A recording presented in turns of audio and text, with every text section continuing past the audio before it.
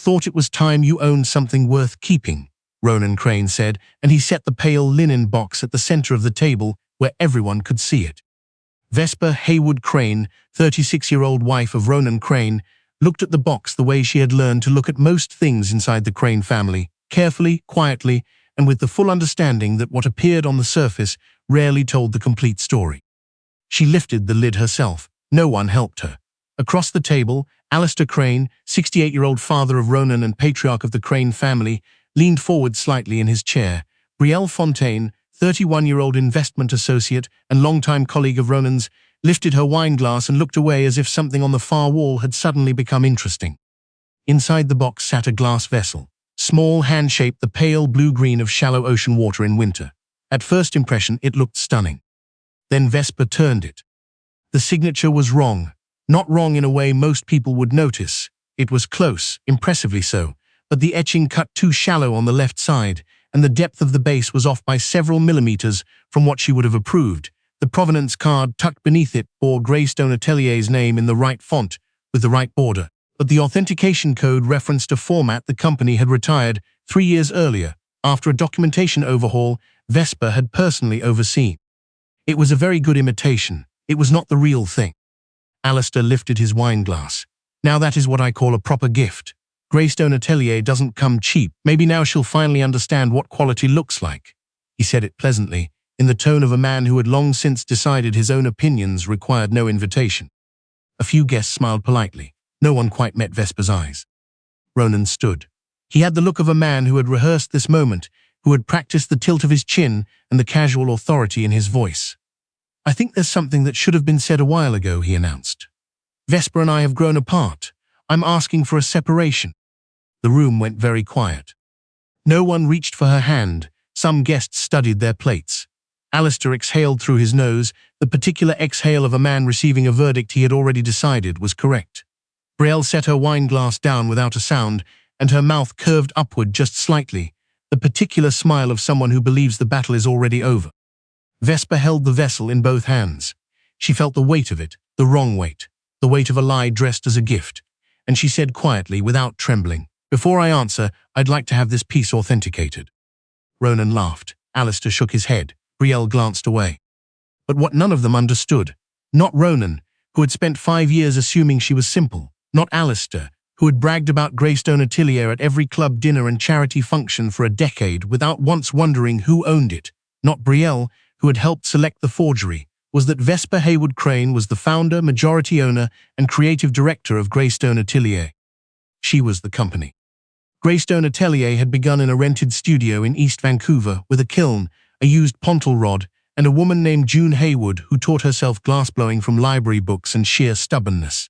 June had sold handmade pieces at the Granville Island Market on weekends, driving across the city before dawn in a second-hand van, setting up her table in the rain, because she believed beautiful things deserved to exist in the world, whether or not the world was paying attention. She died before the company became what it became. She did not live to see her daughter take the 2 remaining sketchbooks, full of June's careful pencil drawings of proposed vessels, bowls, and installations, and build them into one of the most recognized luxury glass design studios in the country. Greystone Atelier now had commissions in 14 countries. Its pieces appeared in the lobbies of celebrated hotels, the private dining rooms of cultural figures, the permanent collections of 3 major Canadian art institutions. A signed Greystone vessel had sold at auction in Montreal for more than the annual salary of most people who would never touch one. Vesper had built it slowly, carefully, and almost entirely without anyone knowing her name. The company's public face was its work. Her ownership was held through a series of private holding structures, legal, clean, and designed so that what mattered most was what Greystone created, not who created it. Outside the company, she was known as Ronan Crane's wife, quiet, elegant, unfailingly gracious at events, a woman who wore simple clothes and said very little when men around the table were talking. Inside the company, she was the person whose signature moved millions before most of her employees had finished their morning coffee. She had kept it separate from her marriage deliberately, not because she was ashamed and not because she feared Ronan. She had kept it separate because she had learned, in the months before they married, that he was a man who measured people in currency, social currency, financial currency, the currency of whose table you sat at on a Friday night. She had wanted foolishly and honestly to find out whether he could love her before he knew what she was worth. It was the quietest gamble of her life. She had lost it. The receipt had come to her through the household account system, a purchase flagged by the property manager at their West Vancouver home, a private dealer listed as Linden and Crew Antiquities, with a description that read, Greystone-style art glass vessel, provenance documentation included. The charge was under Ronan's name, routed through the household portal by accident. Vesper had looked at it for a long time. She knew Linden and Crew, not well and not favorably. The name had appeared peripherally in 2 complaints filed with the BC Provincial Art Registry, both involving misdescribed luxury pieces. She said nothing to Ronan. Instead, she called Odessa Falk, 43-year-old senior operations manager of Greystone Atelier and the person who had worked beside Vesper since the company's first corporate lease was signed. Odessa ran the provenance code from the dealer's listed documentation against Greystone's archive. The result came back in under 10 minutes. The code belonged to a decommissioned format. No matching piece had ever been produced under that number. Vesper stood in her office at Greystone's East Vancouver headquarters, a building Alistair Crane had walked past a dozen times on his way to meetings in the neighborhood, without knowing his daughter-in-law owned it, and looked out at the water. Then she called Helena Marsh. Helena Marsh, 47-year-old legal counsel and Vesper's attorney for 11 years, was the only person outside the company who knew the full extent of what Vesper owned. She answered on the second ring. Vesper told her everything calmly. The dealer receipt, the false provenance code, the birthday dinner Ronan had insisted on organizing at the Harborview Hotel, which he had described to mutual friends as doing something proper for once, and the video Odessa had flagged from a licensed investigator retained 6 weeks earlier, after the hotel charges and the private calls and the pattern of small, accumulating absences had become impossible to ignore. The investigator had documented Ronan and Brielle Fontaine in public spaces only, the hotel lobby, the atrium bar, the entrance to the private suites, but it was enough. Helena listened without interrupting. When Vesper finished, there was a pause, the particular pause of a woman sorting through what mattered most. Don't confront him tonight, Helena said. Let him run his plan. Every person in that room becomes a witness for us. He wants to humiliate me, Vesper said. Yes, and we're going to let him think he has a beat. Be ready. Clement Duval, 56-year-old senior provenance specialist at Greystone Atelier, the man who had authenticated pieces for the Art Gallery of Ontario, the Vancouver Art Gallery, and 2 royal collections, was already confirmed to attend the birthday dinner in an unrelated capacity. A suite of donated pieces from private Vancouver collectors needed assessment for a charity auction attached to the event. His presence would raise no questions. Before she left for the hotel, Vesper allowed herself one long moment alone in the studio. Not a moment of strategy, a moment of grief, not for Ronan, or not only for Ronan, but for the person she had believed him to be. The man who had once driven 2 hours in a November storm to be with her when her mother's archive was at risk of flooding, who had held her hand in an empty hospital corridor and told her she didn't have to be strong every single minute. That person had been real, or she had made him real in her mind. Either way, he was gone. The one who had arranged this evening had replaced him, and she had to be honest enough to see the difference. She picked up her mother's last piece from the corner of her desk, a small, smoke-grey vessel June had made the year before she died, and held it the way you hold something you have already decided not to lose. Then she got dressed and went to her birthday dinner. The room had gone still in the way rooms go still when something has been said that cannot be unsaid. Ronan's announcement sat above the dinner tables like a cold draft through a window no one remembered opening. Several guests looked down. A woman near the window whispered something to her husband and did not look up again. Alistair had expected Vesper to cry. Brielle had expected her to freeze. Ronan had expected her to fold quietly under the weight of public shame the way he had assumed she did everything, without complaint, without recourse. Instead, she asked for authentication. Clement Duval rose from the far end of the room, buttoning his jacket with the unhurried calm of a man who had spent 30 years in rooms where one wrong word could change the value of everything. He introduced himself as Greystone's provenance specialist in attendance for the charity assessment. He asked Vesper's permission with the formality of someone who understood the question mattered. Please, she said. Ronan laughed again, shorter this time. Alistair made a dismissive gesture. Brielle set her glass down with careful, deliberate hands. Clement placed the vessel on the white cloth he'd laid across the adjacent table and opened his leather case. The room watched him work. The music had stopped some time ago and no one had noticed. He moved in silence, examining the signature depth, the base thickness, the inner mark, the provenance card, and the silence stretched until Alistair said, "This is theatre." The piece came from a reputable dealer. Clement did not look up, then authentication will confirm it quickly. He entered the provenance code into the secure Greystone database on his tablet. The response was instantaneous. "This piece," Clement said, in the even tone of someone reporting a weather observation, "is not an authentic Greystone atelier work." Ronan's expression shifted. "That's not possible. The signature etching is inconsistent with current studio practice. The base dimensions are outside our tolerances, and the authentication code on this provenance card belongs to a documentation format the company retired in 2023. He set the tablet down. "The piece is a reproduction. The documentation is a forgery." The murmuring began at the far edges of the room and moved inward. Alistair stepped forward, his face coloring. "You are calling my son a fool in front of his family." "I am calling the documentation fraudulent," Clement said, "which is a different thing." Ronan looked at Vesper. For the first time that evening, something behind his confidence cracked open. "Who introduced you to this dealer?" she asked, and the question was so quiet that the table leaned to hear it. He did not answer. Clement picked up the provenance card again. He held it under the lamp. Then he looked at it once more. His already composed expression became something more deliberate. "Mrs. Crane," he said, "this code pattern is familiar for a reason beyond this piece." Helena, seated near the charity auction table with a leather folio open in her lap, raised her eyes. "Greystone's Risk Office has been reviewing a set of authentication documents submitted to property lenders in BC over the past 18 months, Clement said carefully. Those documents claim that certain commercial properties include verified Greystone installations, signed works, to support asset valuations. In 3 of those filings, the provenance documentation uses this same retired code format, the same seal, the same structural errors.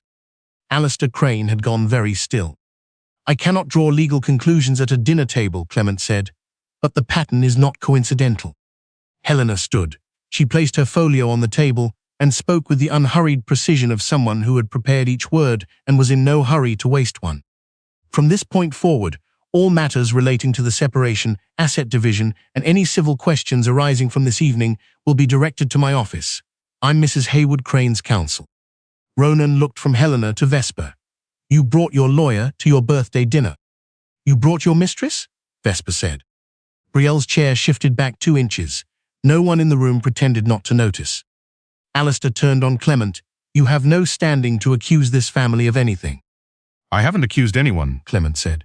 He was already placing the vessel and the provenance card into separate evidence pouches, working with the unhurried movements of a man who had done this before and knew exactly how to do it correctly. "I've made a technical observation about documentation. What it connects to is a matter for other rooms." "We're done here," Vesper said. She said it the way you close a door at the end of a long day. Not a slam, just the clean, particular sound of a latch that means exactly what it says. Guests collected their coats. The birthday cake, pale and beautiful, chosen 2 weeks ago, when she had still been hoping the evening might mean something different, sat untouched at the side table. Ronan moved toward her when she stepped toward the adjoining room.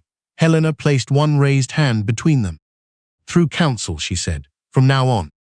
Ronan looked past her. "You can't make this into something it isn't." Vesper looked at him once, fully, the way you look at something you have decided to put down for the last time. "You asked for separation in front of your father's colleagues at my birthday dinner," she said. "I'm giving you the proper process." She went into the side room, the door closed. In the hallway beyond it, Ronan's voice rose briefly, then fell. The consequences were not dramatic. That was perhaps the most honest thing about them.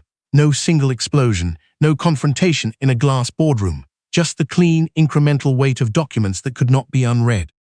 Greystone Atelier cooperated fully with the BC Securities Commission and the Provincial Lending Authority's review.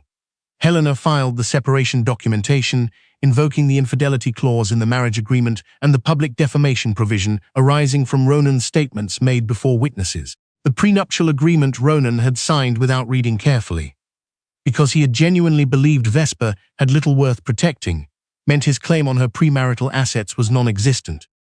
Greystone's Risk Office identified 5 separate property filings where forged Greystone provenance documentation had been used to inflate collateral values submitted to institutional lenders, 4 traced back to holdings under Alistair's name or his associated companies. The fifth involved a joint venture that included Ronan's personal investment account. Lenders froze the credit lines within 2 weeks.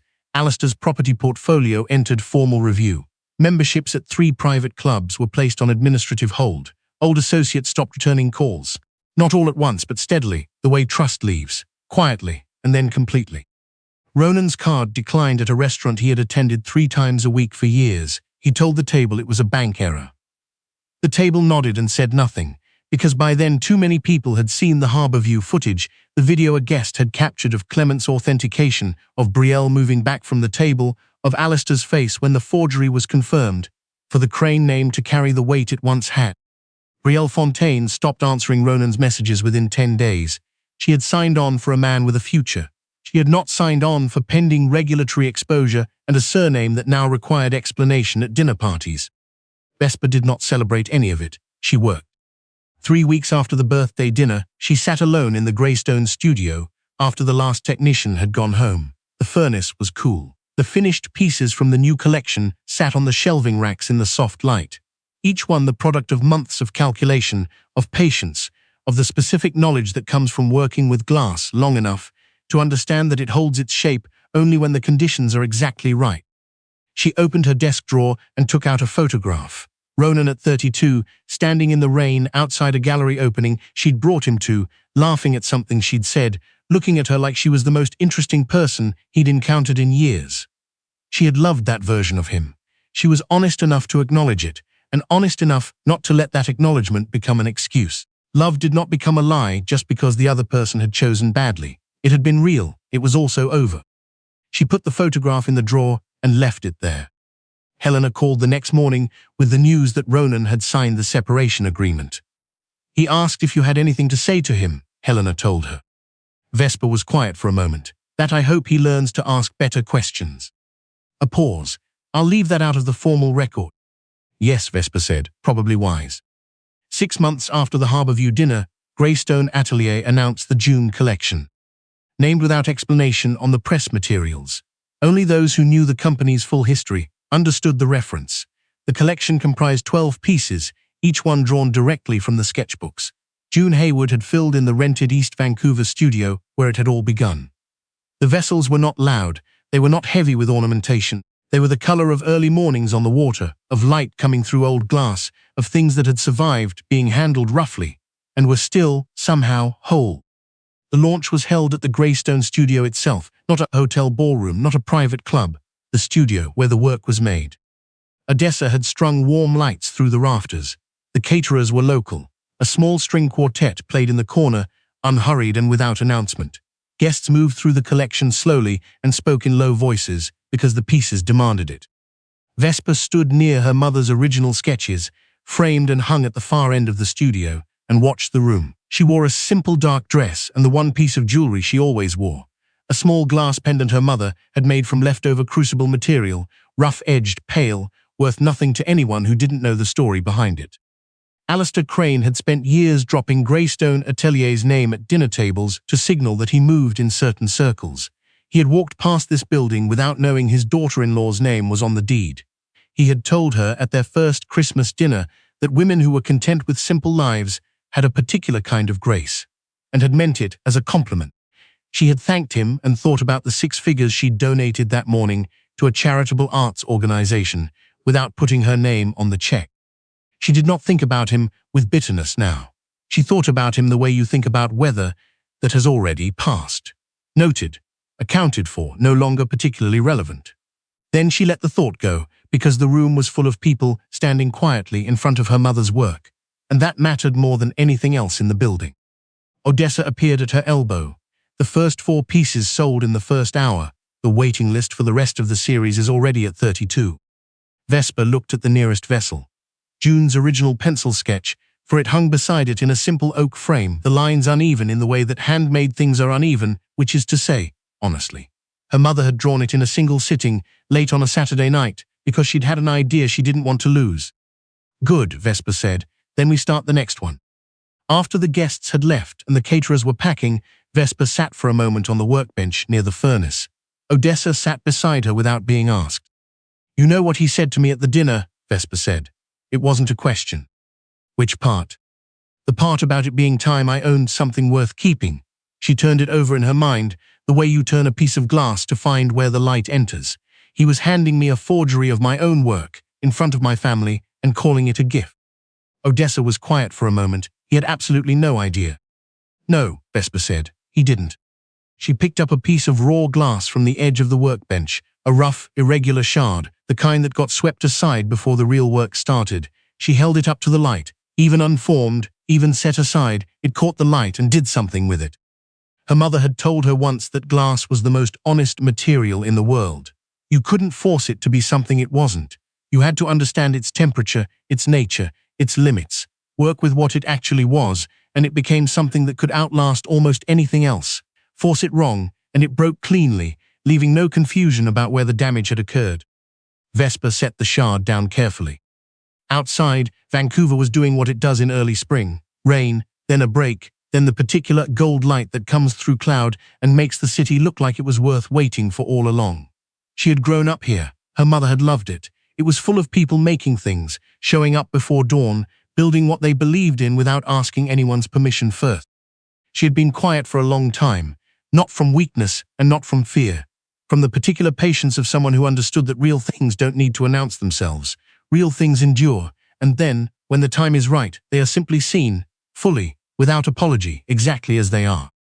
She locked up the studio. She drove home across the bridge with the windows down and the water on both sides holding the last of the evening light.